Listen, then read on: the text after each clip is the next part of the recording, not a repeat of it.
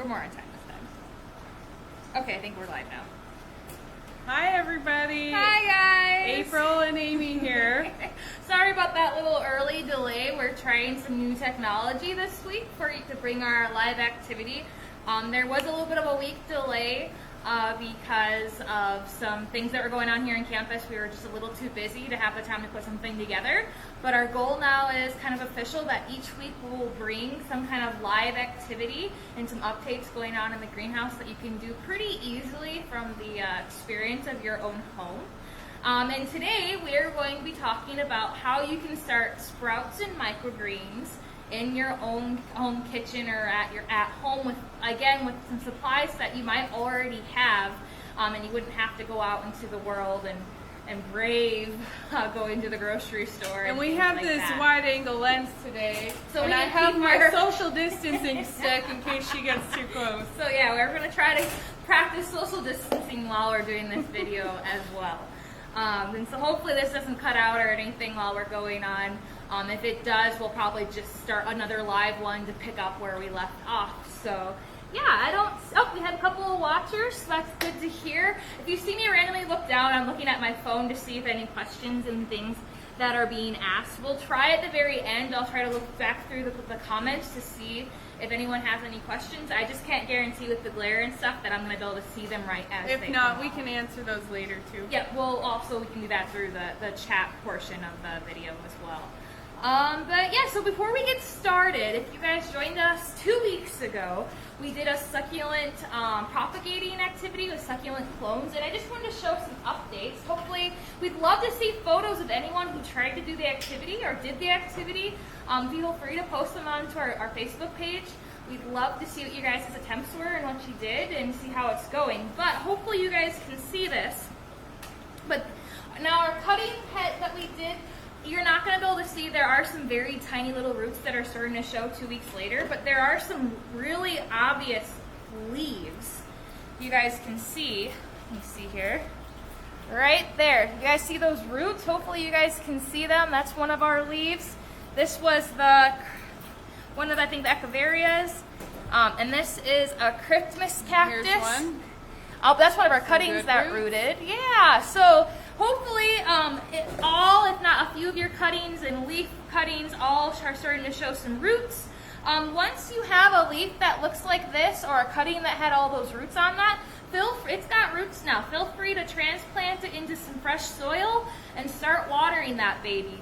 Remember, always be conservative with your watering with succulents. It's better to, less water is better, but they're ready to go. Once they're showing roots, they can take up that moisture and they're ready to be used. All right, so let's get back to our microgreens and our sprouts. Remember, we're still keeping our social distancing. So today, the biggest thing we're going to talk about, the great thing about microgreens and sprouts is that anyone can grow them. You can grow them in very bright light conditions. You can grow them in your dark kitchen to a point. So you pretty much any house can be set up to grow them very, very easily. And you don't need a lot of space, which makes it pretty great and a great thing to grow. And we'll talk about why they're so great, or should I talk about why they're so great right now? I can talk about that. Okay, good. So, first of all, they're delicious. My kids just love them. We all fight over them. They're great on sandwiches or in place of lettuce on tacos or in salad or whatever. It's fun to do. You can do it year-round. So all the lettuce and spinach recalls that we're constantly hearing about in the news, you can avoid that by growing your own. Not only that, but it's going to be healthier. Yep, and that is the great thing, and they taste great. Sorry, April has to run and left someone in the greenhouse. So we're still, we have the greenhouse shut down, but we still have workers that are working in the greenhouse and things like that. So if you hear any background noise, that's what that is. So before we get started, I want to explain the difference between a microgreen and a sprout, because in reality, what you grow to be a microgreen and a sprout can be the same type of plant. It's just at what stage of growth you're eating that plant. So we'll start with a sprout. So a sprout, and this is a good example of once we started, I hope you guys can see. You guys see all those different seeds in there? I have lentils and beans, and they're just starting to sprout. That baby plant is coming out of a seed, and that's the part you eat. So when you're eating sprouts, you're eating a plant that doesn't have to actually be grown in soil. That makes the big difference. Is when you do sprouts, you can start them. All you have to do is get that seed to germinate or make that baby seed come out. And the reason why sprouts are so good for you and they taste so great is that every plant seed is just packed full of nutrients and energy, because it has to provide everything that baby plant needs to get going before it has the root system and the structures to be able to take up the food and water from its environment.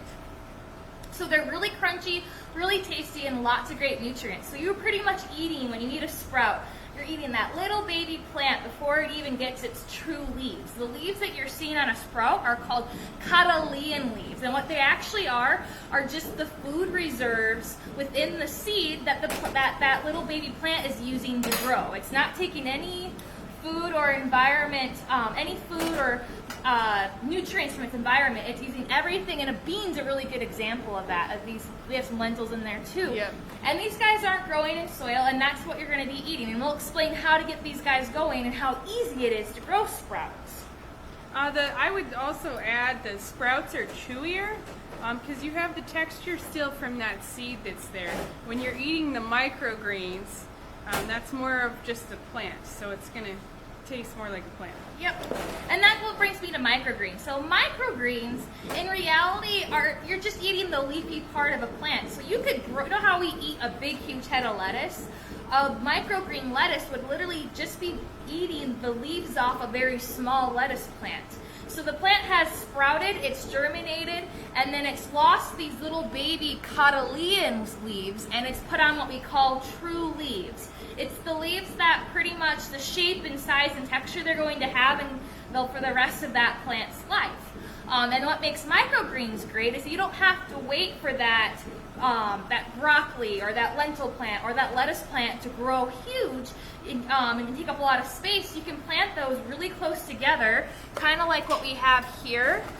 Or April, you want to show our other ones? These are arugula plants. So instead of growing this arugula out really big, we can grow it to a certain point and harvest off of these little leaves and mix it with a salad. You can put it in a stir fry or anything like that. And a lot of times these little baby leaves are probably the sweetest and most tender stage of that plant's going to have. So they're going to probably even taste better at that stage than if we waited till they became like a full-size lettuce or something like that. Do you want to? And usually when you do microgreens, you have to start that plant usually in soil. It's going to do the best because you want that plant to grow to the point where it needs nutrients from its environment to get nice and big. I'd say another difference too is sprouts are generally going to be ready to eat 3 to 5 days. 5 days or so, whereas your microgreens, you're probably a week to 2 weeks out. You can keep them growing as long as you want. That plant is going to get woodier though, and not quite so succulent tasting as it matures. And another side note, sprouts are usually, once they're at the ready stage to eat, they're probably, even in the refrigerator, only good for about 3 days to 5 days. They don't last very long. You need to kind of eat them right away. Whereas your microgreens, you can harvest them as you need them. So they last a bit longer for after they've gotten to the point you want them to be. So they might take a bit longer, but they last longer. Sprouts, you can get them a lot quicker, but they don't store as long. Honestly, the way that I like to do it at home, and my favorite is alfalfa. I like to start them, we'll use them as sprouts and just let them continue on growing and use them as microgreens too. Yep, that's another great way and a way to utilize both of those. So that's kind of the background between sprouts. If you have any other further questions about what sprouts are, we can try to answer those later. But we want to kind of get into the reasons of why. We talked about why, because they're nutritious, they're safer, they're hard to find in grocery stores and things like that as well. And now we're going to talk a little bit about the supplies you would need to do something really simple at home. So what we have here is a variety of stuff, but in reality, I'll let April tell from the simple things you can have at home and utilize to grow sprouts. So this can be as simple or as complex as you want to make it. It can be as simple as just utilizing a mason jar with a piece of cheesecloth over the top, or you can just use the mason jar lid and poke some holes in it. You're going to want to soak these for 24 hours? For 8 to 24 hours, depending on what kind of seed, and you're going to want to rinse them. You want to rinse them really well because they can potentially harbor any pathogens.